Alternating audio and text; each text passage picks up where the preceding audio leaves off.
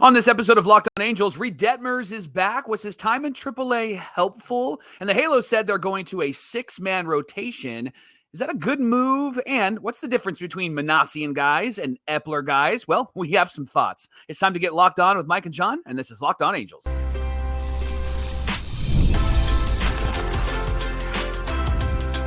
You are Locked On Angels, your daily Los Angeles Angels podcast. Part of the Locked On Podcast Network, your team every day. Yes, it is, and yes, we are. Thanks for making Locked On Angels your first listen of the day. You can find us anywhere you get your podcasts, including Apple Podcast, Spotify, and SiriusXM by searching Locked On Angels. And if you'd like to get back to John and I, the Super Halo Bros, for all the Super Halo content, here's some things that we would love for you to do. Leave us a rate and a review on Apple Podcasts. If you're watching on YouTube, hit that thumbs up button.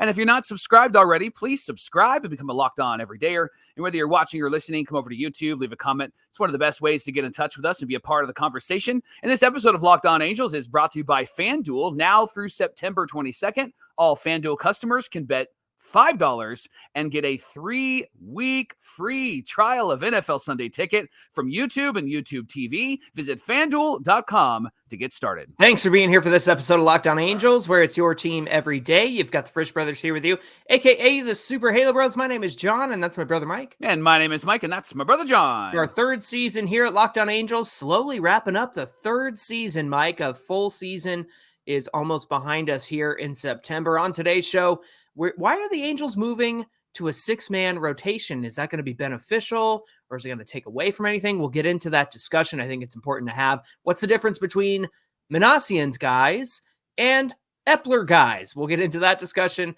as well. But first, Mike, your boy, Reid Detmers, he's returning tonight, starting against the Dodgers at Angel Stadium. Let's get into it. Yeah, it'll be his first major league start since he was last pitching in the major leagues June 1st against the Mariners. John, when he was sent down 3-6 with a 6.14 ERA, that last start against the Mariners was not good. 5 earned runs and just struggled in that game, less than 3 innings.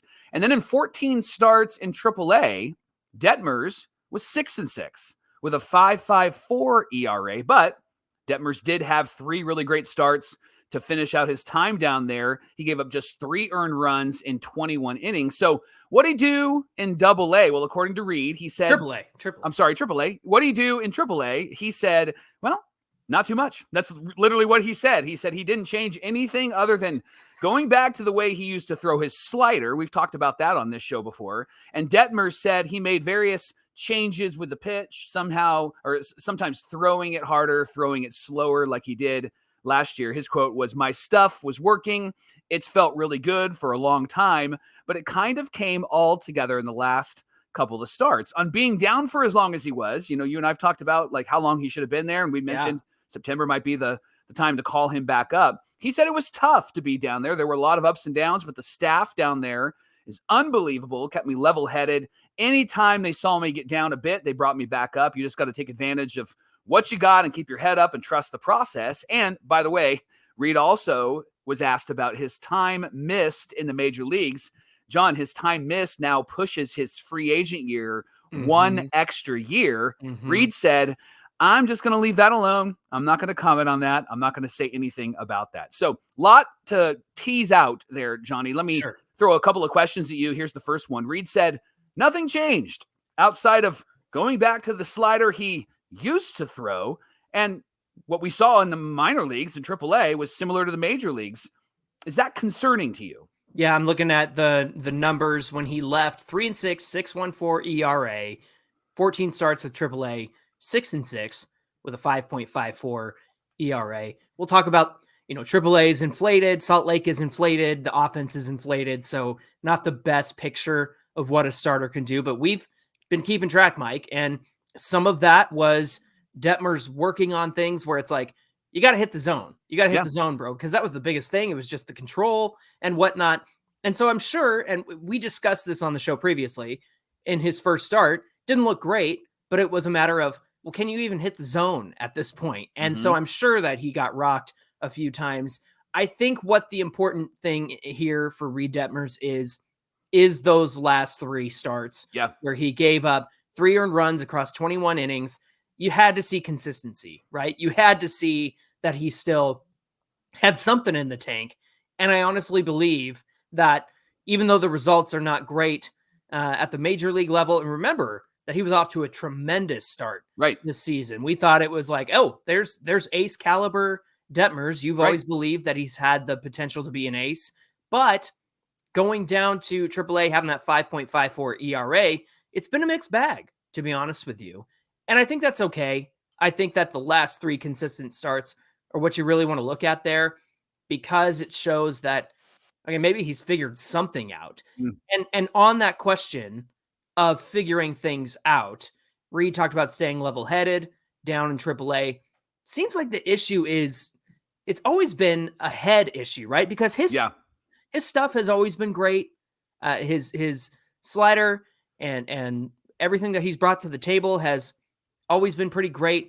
Seems like it's always been in his head, and it kind of felt that way by the time he got sent down, right? Yeah, even just his comment about him saying that when I got down and they really picked me back up, it seemed like that was the issue when he was here at the major league level. They had to bring him back up. He just seemed almost like he wasn't present. It seemed like he was not there when he needed to be there, and really felt lost. Remember, he had a couple of interviews before he was sent down after games where he was like, I just don't know, man. He's emotional. I just don't know. Right. Yeah. And what the difference between him and like Kahanowitz, who when he first started, remember, he said, oh, I just got to throw my sinker better. I just got to locate that better. I know exactly what I need to do. And then what have we seen from Kahanowitz? 4 consecutive really good starts from him, right? But from Reid, it's been, I don't know, man. I just don't know. And so that's concerning, right? Because he's not sure. And I'm sure the coaching staff is giving him all sorts of direction and stuff. But something that you and I've talked often about, and you even brought it up, is it just seems like it's really a head thing for him. It's not an ability thing for him. It really just seems like it's in his head pretty often. And you've talked about these young guys coming up, Kai Busch with the White Sox now, and some of the other young guys. They just seem like they come up and, man, they just get lost or overwhelmed. Yeah. Whether it's their first start or it's their 21st start. But Reid's been up for a bit, and he still hasn't been able to master the head over the ability thing, right? Right. And they said, what did he do while he was in AAA? He said, well, not too much. He didn't change anything other than going back to the slider. And to me, I when I first heard that comment of like, well, I didn't do too much, it frustrated me. Yes. But then I was reminded that, like, yeah, you know what? He's got good stuff, and he's always had good stuff. It's between the ears with these guys. And so it sounded to me at first like he just didn't identify what was going on. But Mike, I think the important key here is that note where he said, they picked me up when I was down. They helped me stay level-headed. And here's what I think is true about the fact that he spent so much time in AAA. And we'll talk about the contract thing here in just a second. But the truth of the matter is, you can give Reid all the attention that he needs to get better when in AAA. Because who do you have in AAA? You've got a mix of veteran guys. You've got a couple of fringe major leaguers. Yeah. Some youngsters on the come up as well.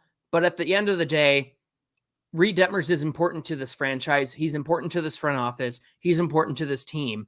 And so I think that there is an ability in AAA to pay attention a little bit more, bubble wrap a little bit more, because when he's up with a major league club, you've got to manage veterans and young guys and other young guys who are trying to perform. You got Joe Adell and Mickey Moniak and all those guys and Logan O'Hoppe, Neto, Soriano. You've got to manage a lot of young guys. And I think that there is a benefit to the fact that Detmers was able to go to AAA, get the attention that he needs. I'm making him sound like a child. He's not a child. What I'm trying to say is he's important to this franchise. He's worth paying attention to. And for the coaching staff to give him the attention to help him get right that he needs, I think that could only take place at AAA. And it seems like it took place. We'll see how he does against the Dodgers tonight. Yeah. He had 2 starts against them last year, an Ohtani-less Dodgers, by the way. Went pitch for pitch with Clayton Kershaw. Kershaw even said, yeah, he was a better pitcher than me that day. And then a few weeks later, didn't have a great start against the Dodgers. But Mike, he does lose a year of free agency. He didn't want to talk about it. Right. Where does the blame fall in that scenario? Well, he didn't do well. And so the Angels had no other option. Right. They had to send him down to AAA. So it really falls on him. Now, should they have kept him down that long? I'll go on record. There is record. I said, keep him there until September. Yeah, you did. Because the guy was really struggling. He was not the same guy that he was when he started the season. And you need Reid Detmers to be a really great pitcher for this major league club moving forward, right? Yeah. And he really wasn't in the major. So it doesn't make me, I wouldn't be too frustrated. I'm not Reid. But as a fan, Right. I'm like, hey, give us an extra year because you didn't do much for us this year. And so if it does give the Angels an extra year, which according to the stats, it does, then I think that that's a good thing for the Halos. So I would put more of the blame on Reid because he just didn't perform. Now, was there some manipulation from the organization and wanting to keep him down longer? Possibly, right? Yeah. Possibly. But even before all of this conversation came up, you and I both said, hey, it'd be great if he stayed down there for a while. And to your point, that way he gets thoughtful, intentional work on just who he is, right? I got to give you the credit for that one because I thought he'd be back sooner, and I kind of wanted to see him back sooner. But as his time in AAA progressed, it was clear that he wasn't ready to come back. And I also think that, yes, I think there was probably a point where they said, well, we get him for another year. Sure. And to be honest, this was a lost year. The fall off was way too dramatic from who he was to start the season to who he became by June. John, he was going to win 20 games. That's what his goal was. He was on the way. He looked fantastic, Mike. Right? He was the streak stopper, like we talked about. You got to have a guy in the rotation who is the streak stopper. And our first win of the season came behind Reid Detmers, and so that sort of thing is true about him up until he started falling off. The fall off again was so dramatic that something had to be done, and dramatic circumstances had to take place. And a year in AAA, year quote unquote, this was the year to do it. There's no reason to have him up at the major league level, continue to struggle, not trying to make the playoffs. This was the no expectations year, as we've said many, many times.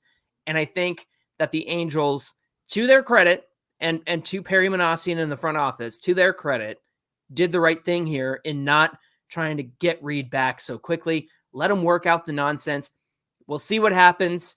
And between the ears and the head is where the problems lie. Yeah. And so I'm looking forward to talking about his start tomorrow. Thanks for making Locked On Angels your first listen of the day. Speaking of the start, tonight, the Dodgers, 6:38 Pacific time, Reid Detmers on the mound. You can catch every pitch of the Angels hometown broadcast with SiriusXM on the SXM app. Just search Angels. Coming up on Locked On Angels, what's the difference between Billy Eppler guys and Perry Minasian guys? We've got some thoughts on that. We'd love to hear your thoughts too, but we'll share ours coming right up. Locked On Angels is brought to you by Game Time. They are obsessed with finding ways to help you save money on all your tickets, not just with sports. You can get all sorts of tickets with Game Time, concerts, comedy, theater, so much more. You can save when you have their app. You can save with exclusive in-app flash deals on select seats wherever you're going ahead of the time, whether it's a game or it's an event. And they have zone deals where you choose the section and then Game Time chooses the seats, all in pricing, of course. That feature is so great. It's giving you the total right up front, no hidden fees, no surprises. How come it's this much, right? Game Time has got your back. Plus, they've got a panoramic view of where you're going to sit before you purchase. So I love that as a dad, right? And then they have the lowest price guarantee, or Game Time's going to credit you 110% of the difference. And every purchase with Game Time is covered by their awesome ticket coverage. They have the most flexible customer service policy in the ticketing industry because you never know if you get like a boo-boo on the way. You might not be able to go to the game or the event, whatever it might be. Or a global pandemic happens and your event gets canceled like what happened to me in 2020. Yeah. Don't bring that up. We don't want to talk about that again. Okay, so take the guesswork out of buying your tickets with Game Time. Download the app today. Use our promo code LOCKEDONMLB. You'll get $20 off your very first purchase. Again, LOCKEDONMLB, all one word, $20 off your very first purchase. What time is it? Game Time.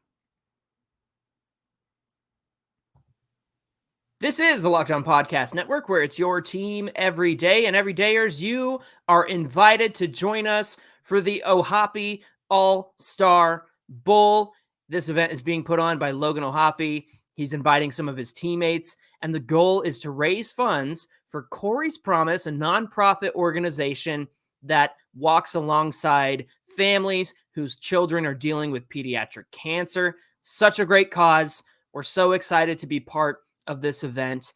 And when you buy your tickets, the proceeds are going to go toward Corey's Promise. In fact, you can hang with us on Saturday, October 5th at Cal Bowl in Lakewood from 1 to 4 p.m. We're bowling together, supporting a great cause.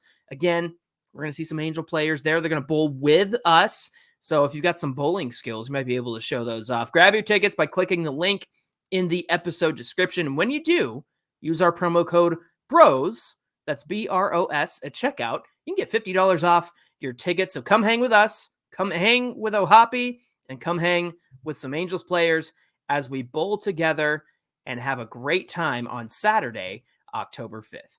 Johnny, word is that the Halos are going to go with a 6-man rotation for the rest of the season.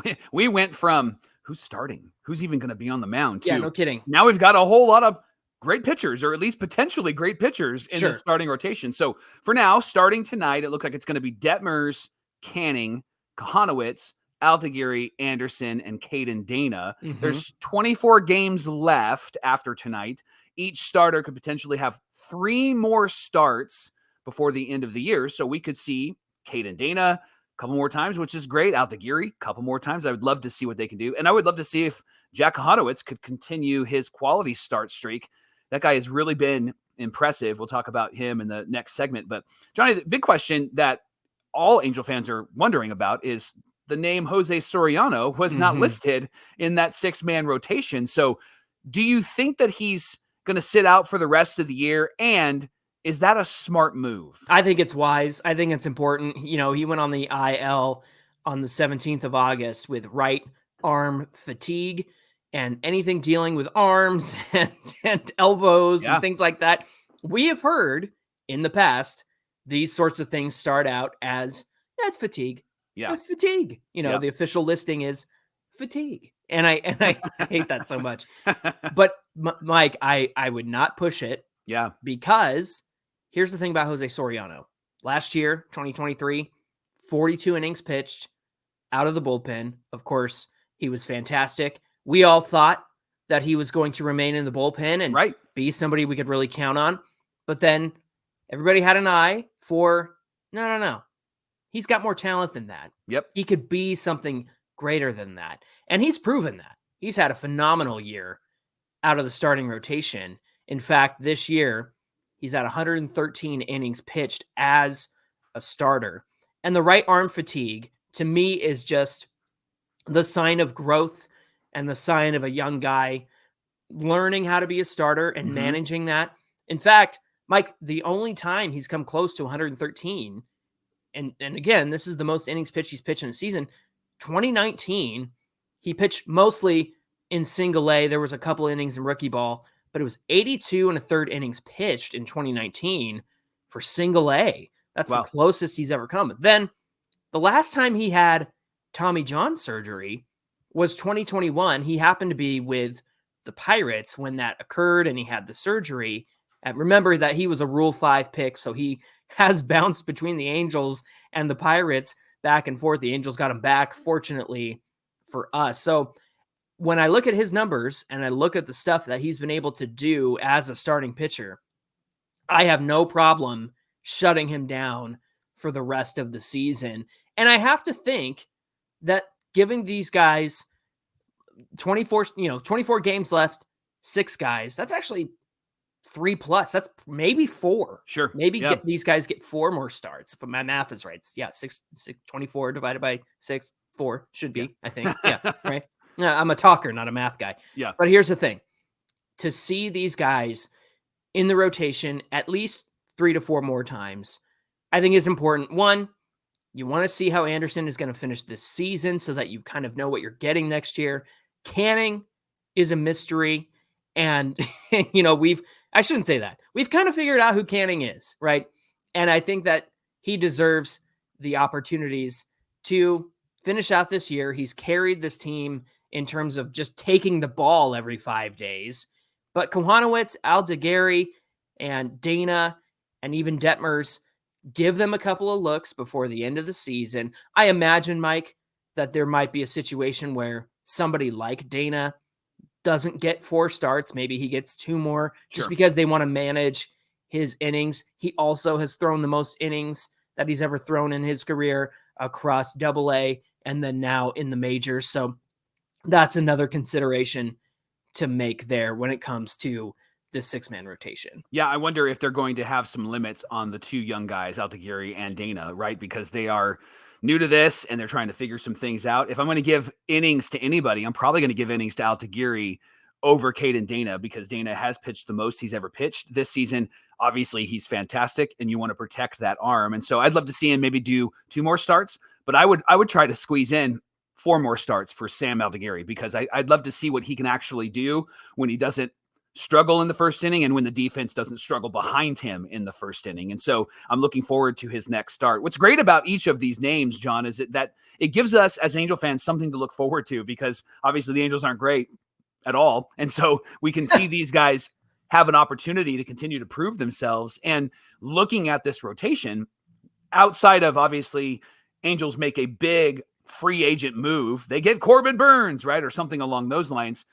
Of these names that are listed, the 6 names here, who outside of Anderson would you say is going to be a really good, has a really good shot to be in the rotation next year? Detmers, Canning, Kohanowitz, Altagieri, and Dana. Yeah, I think you're definitely going to see Detmers be back in this rotation. Maybe the expectation on him will be less than it was coming into this season, I suppose. And remember, Patrick Sandoval is going to be on the IL because he's had the Tommy John surgery, probably won't be back until at least the end of 2025. Mike, I think Kohanowitz is going to be a huge part of the rotation next season and could be a huge part of that rotation if he continues to pitch the way that he's been pitching. I'm looking at the schedule the rest of the way. Yeah. And there's, top of mind is obviously 6 games against the White Sox. Well, everybody's going to expect to do something there, but you know how the Angels can be. Right. Watch them split it. However, it's actually pretty tough the rest of the way. We've got the Dodgers for 2, the Rangers for 4. They've got 3 against the Twins, 3 against the Astros, and then the White Sox, then 4 more against the Astros, 3 against the White Sox, and 3 against the Rangers. So there are some matchups that I think we can look forward to as the remainder of the season plays out. And there's some tough matchups. How are these young guys going to handle the offense of, say, an Astros team or a Rangers team? How's Detmers going to perform tonight against the Dodgers? I think there's a lot of great questions that can be answered if the Angels pursue this 6-man rotation. And there's a lot of opportunities here to see, hey, how do they do against bad teams like the White Sox? And then how do they step up against some of these really good teams that are going to prove to be a challenge? I mean, I don't know how the schedule is going to line up, but if we see Corey Seager versus Caden Dana, what's that matchup look like? I think that's a really intriguing thing to talk about as we close out the season with this 6-man rotation. Locked On Angels is brought to you by FanDuel. We talk often about FanDuel. They're America's #1 sports book. And right now, through September 22nd, all FanDuel customers can bet $5 and get a 3-week free trial of NFL Sunday Ticket from YouTube and YouTube TV. Then with YouTube TV, their base plan, you'll be able to watch every regular season Sunday afternoon out of market games, which is fantastic if you root for a team that isn't in your area. All you need is a Google account and a current form of payment, and you can cancel anytime. Just visit FanDuel.com/lockedon, and you can download America's #1 sportsbook. Okay, we alluded to this conversation as we talked about Reid Detmers and some of the talk about, what did he work on? He said, oh, not much. Right. And at first I was just like, are you kidding me? Right. What do you mean not much? And last night after we finished, or was it 2 nights ago after we finished our show, we were talking about what we were going to talk about. I said, are you kidding me? When I read his comments, now that I have the context, I'm not so tightly wound about this conversation.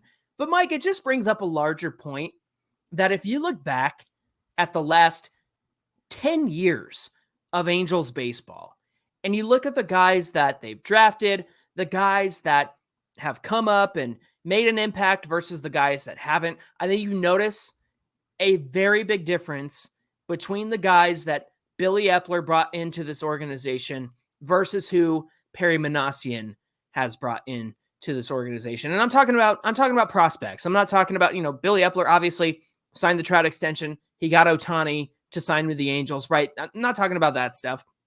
I'm talking about the guys who have come in through the draft or international free agency or what have you.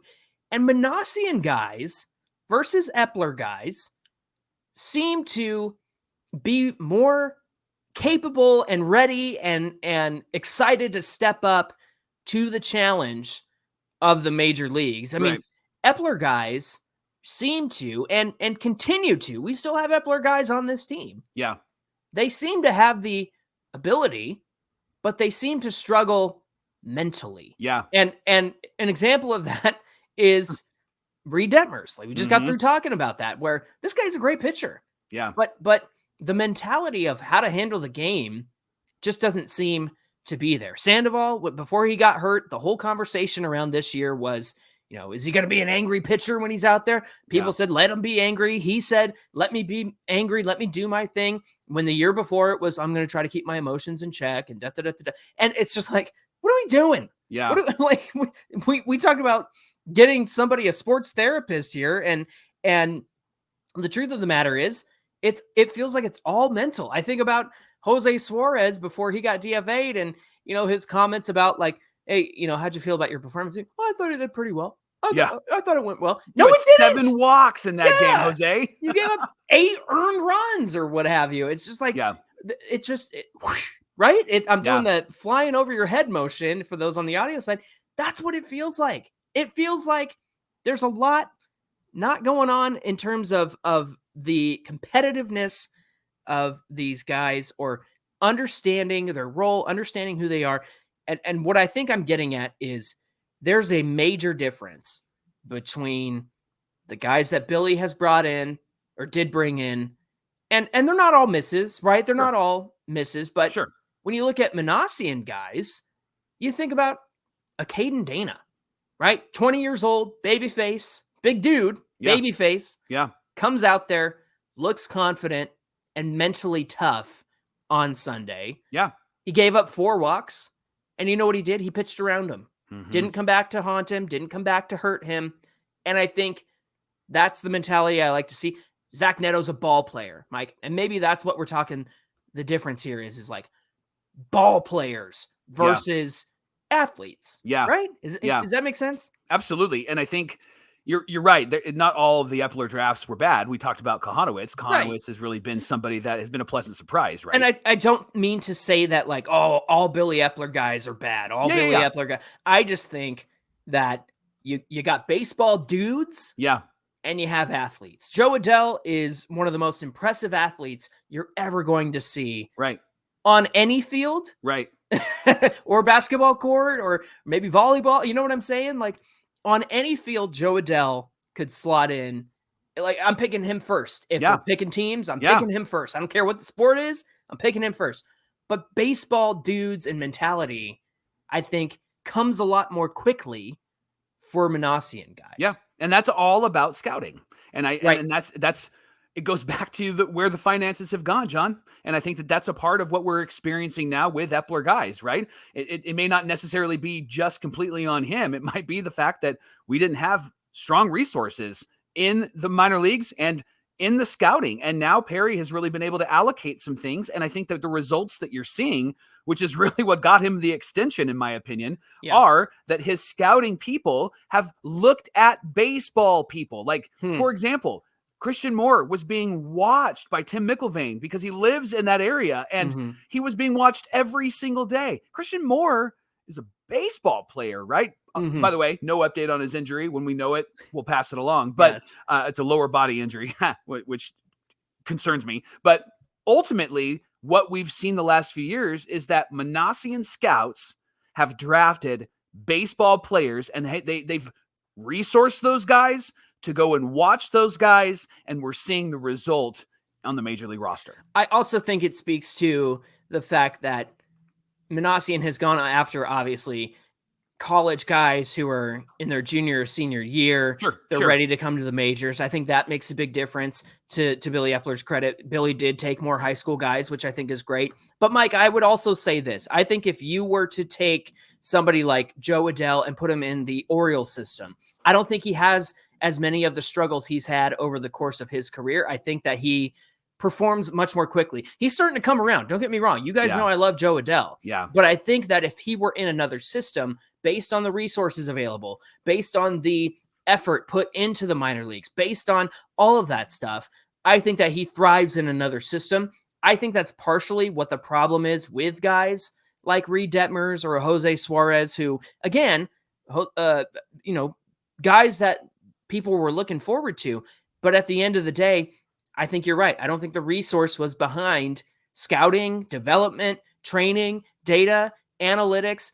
I would say it for maybe a Taylor Ward too. I know that he's a late bloomer Eppler guy. Had he come up in any other system, I think that he wouldn't have taken as long to get to where he has been, what he's been able to do. I know he's struggled this season, but we've seen flashes of who Taylor Ward is. We've seen Joe Adell pick it up at the end of the season. I think that you would have seen that a lot sooner in other systems. And so maybe that's the key difference. But again, I think it comes down to you drafted some baseball dudes, and I think that's really exciting to see. Hey, thanks for making Locked On Angels your first listen of the day. Now for your second listen, check out Locked On MLB. It's a great podcast with our friend Sully, and it's a part of the Locked On Podcast Network where it's your team every day. Hey, give us a follow on Twitter at Locked On Angels or at Super Halo Bros on Twitter and Instagram. You can find us there. Whether you're watching or listening to today's show, come on over to YouTube, find the episode, and get in the comments section. Hit that like button on the way down and hit that subscribe button